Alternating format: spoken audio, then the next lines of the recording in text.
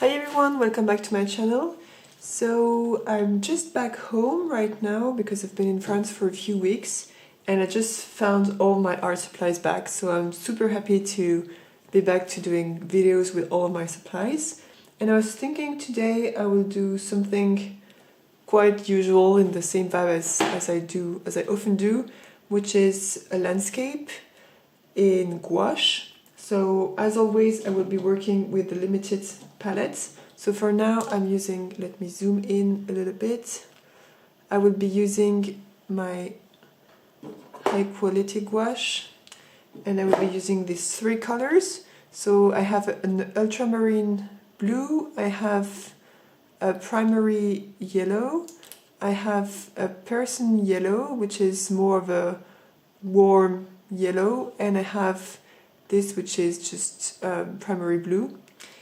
And I will be using, of course, black and white too.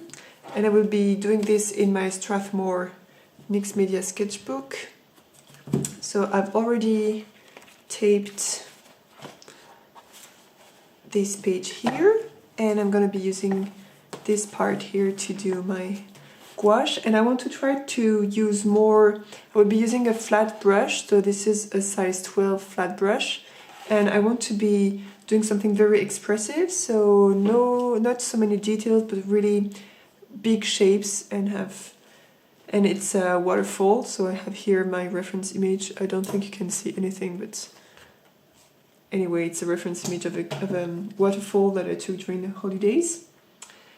So let's start, and I'm going to start by just putting out the big shapes of what I do. So why do I use this? I chose the colors I chose because I want to be able to do a variety of greens, because around the waterfall there are a lot of greens, so I want to be able to do really lots of different greens. And I'm starting here with a very bluish green, so with my ultramarine and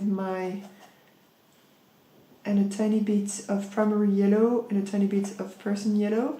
So I'm using two yellows because it gives more of a muted type of green, and I'm putting a lot of ultramarine to have more of a bluish green. So it's a bluish muted green that I'm using right here for the very background. And what is nice is that with gouache you can always go on top. So if the colors you put is not exactly the color you wanted, you can always go on top afterwards. And I'm using some very vertical mark making because it's forest with lots of trees, and I want to give this impression of trees here.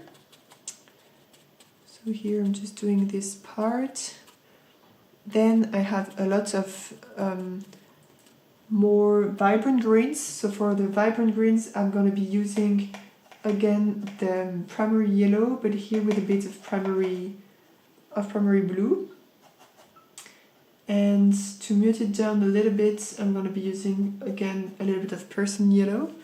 So it's just to have a more vibrant green here, but not too vibrant yet because there will be some very vibrant moss greens in the foreground, and I want to have a bit of variety here.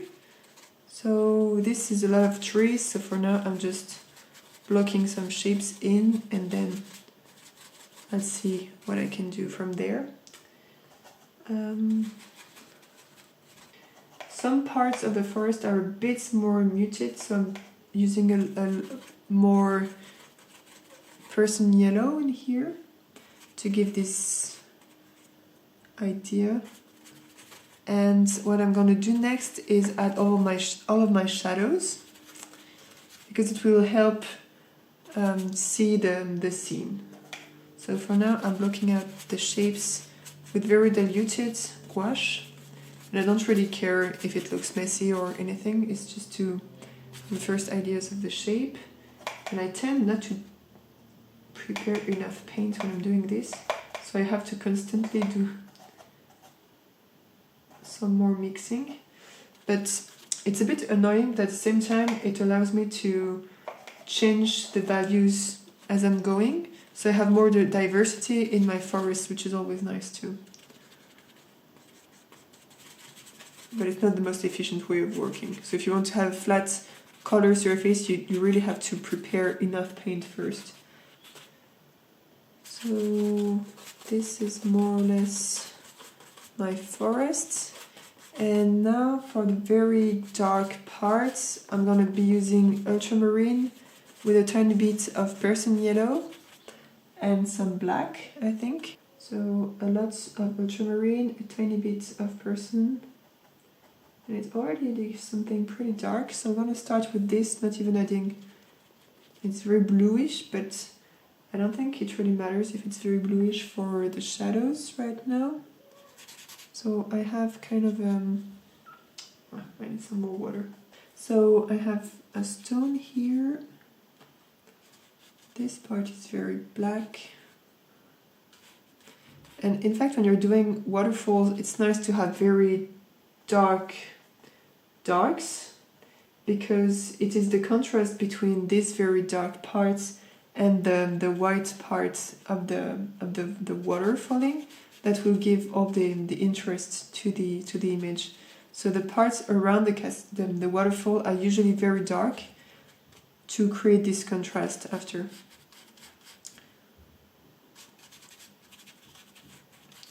And even where the cascade is, there are usually some very dark parts too. That just amplifies the movement of the water. Just adding a little bit of dark here to give this idea of the water flowing, and there will be some stones in the foreground. Now I'm gonna use a dark green, so the same mix but without the black, I think, to really have kind of dark olive green. And I'm gonna put this also on my forest to kind of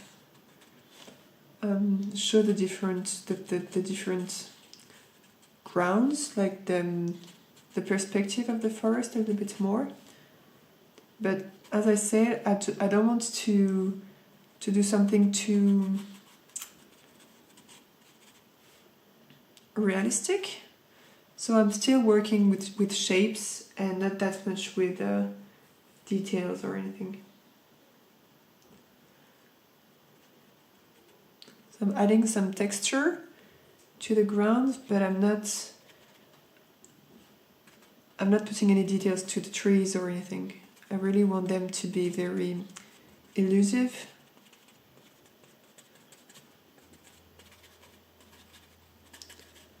I don't remember the right name for what I'm doing, but I hope you get the idea. And as always, I'm changing a little bit the yellows I'm using to just have a little bit more variety in my hues and to give more visual interest to the whole thing.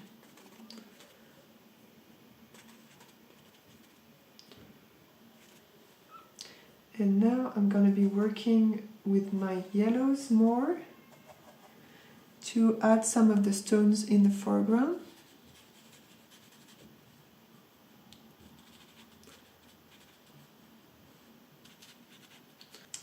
Okay, now I'm gonna use a very bright green to add the moss in the foreground. So I'm gonna be using the primary yellow and the primary blue for that.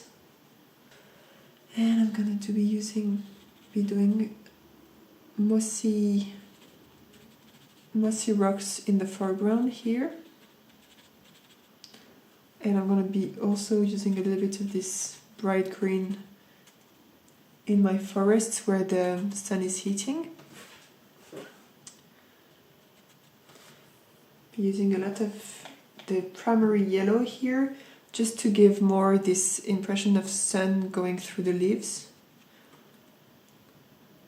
and to contrast with the dark shadows that I've put.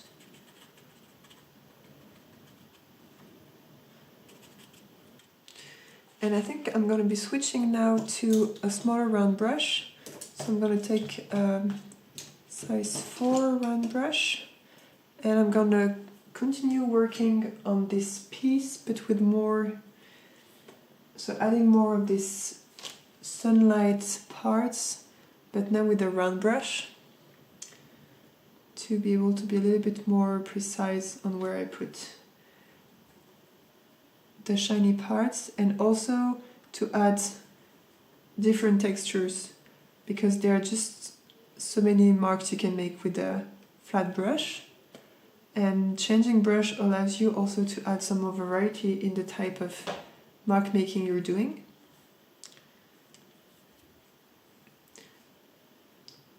And I'm gonna use a little bit of white also to add some reflections on the...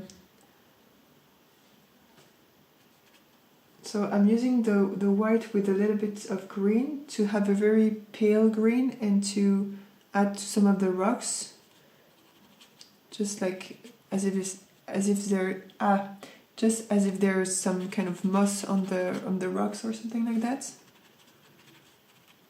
And same with this idea of giving some texture, and I will be doing the same with a little bit of yellow too.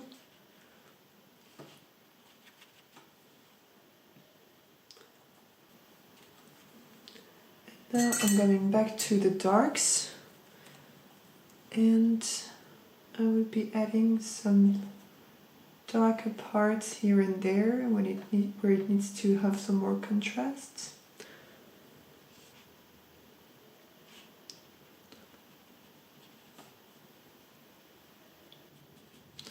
And now I'm adding some pure black to some of the shadows, just to...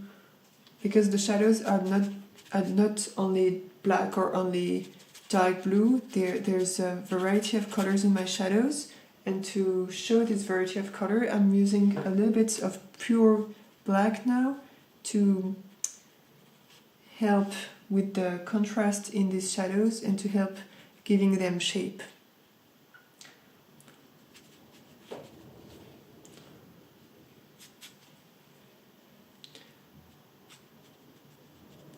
And as always, I'm putting my darkest shadows next to the places that are going to be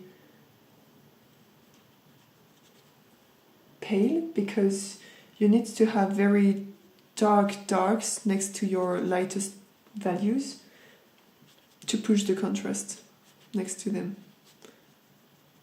So for instance, if you have a white cascade but around it you only have some pale gray, the white of the cascade won't really show up. But if around the cascade everything is very dark and the darkest darks are around the cascade, then it will show more the white of the cascade.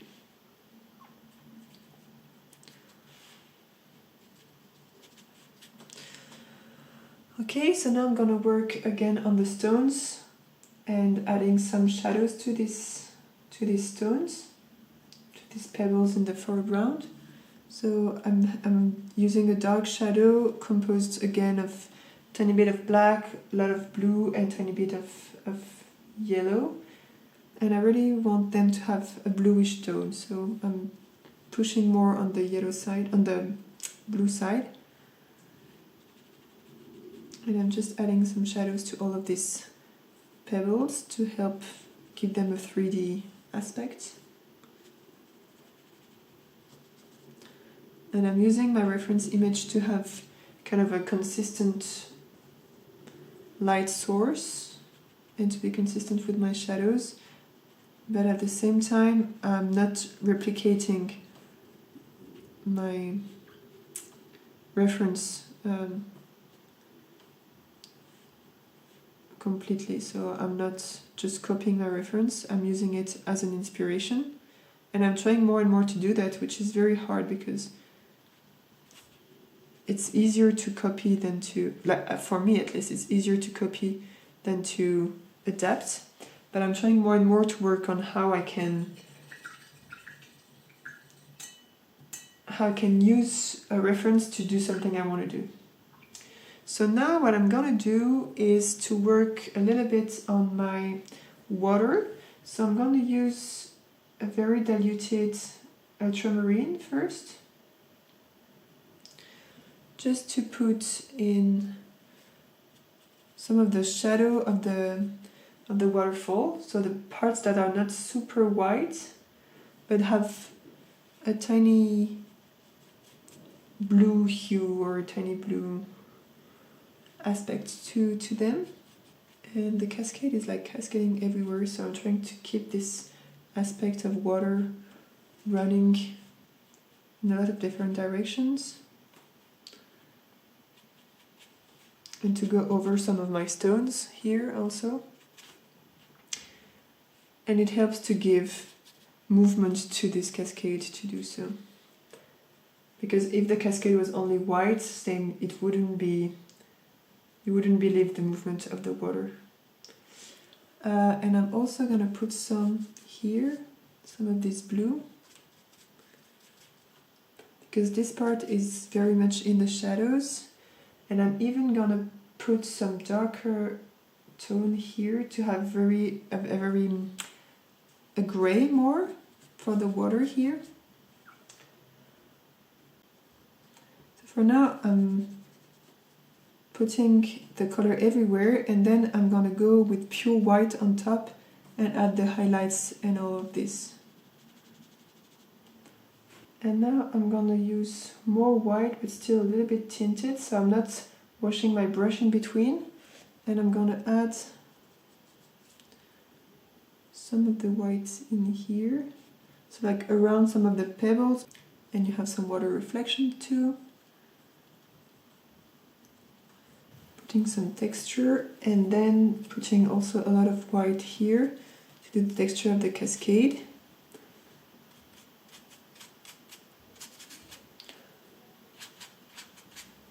And adding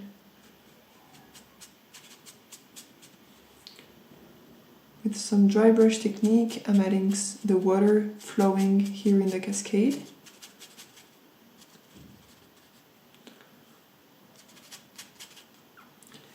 And I'm adding some also where it's flowing to the sides here.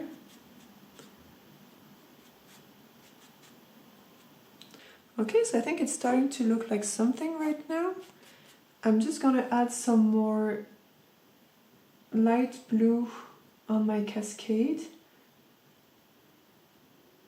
because I think we've lost a little bit of this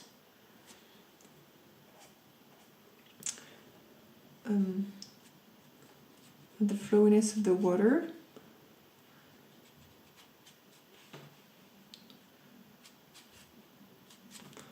So I've used primary blue, but I think it's too blue in a way for what I'm trying to do. So I'm gonna go for ultramarine. I think it was a better shadow color for my water.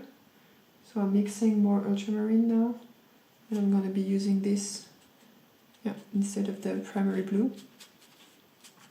And actually I didn't use that much primary blue. I think I could have done the whole piece with only ultramarine. It would have worked pretty well, I think.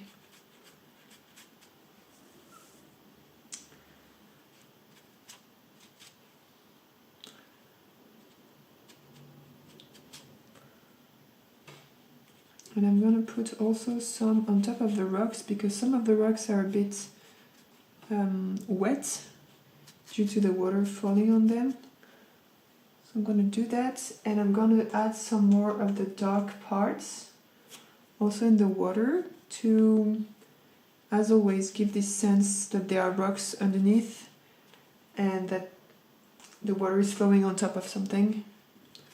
So really I think the dark helps give a direction to the water and make sense of all this.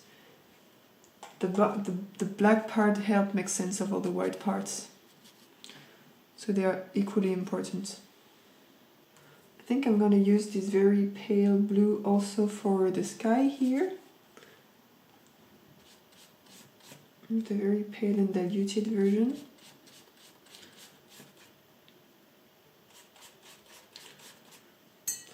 I still want to put a little bit of primary yellow on my stones here, because for now they look, I think they need a little bit more sun going over them. So I'm going to work a little bit more on them, add also some of the primary, I had too much water, of the stone color here, some of the moss too, And finally I'm gonna add a tiny bit of white still to the part with some pure white where the river is flowing.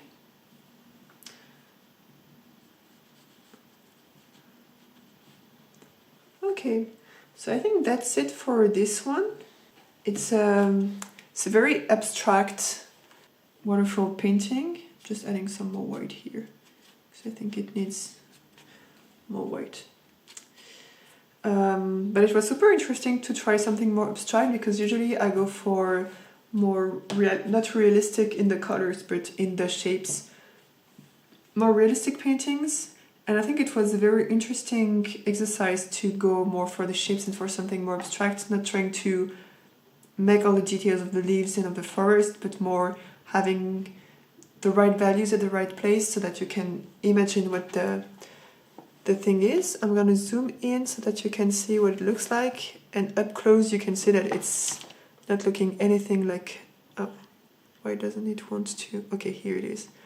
Doesn't look anything like a forest or a waterfall. It's just blobs of colors. Here are the pebbles and everything.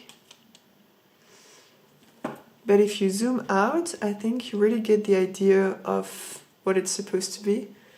I think the upper part needs some more work, so I'm probably gonna do that and gonna show you how it looks afterwards.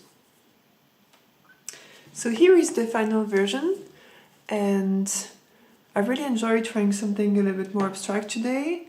I hope you enjoyed watching the process, and just let me know in the comments what you want to see me tackle next. And I hope to see you in my next video. Bye!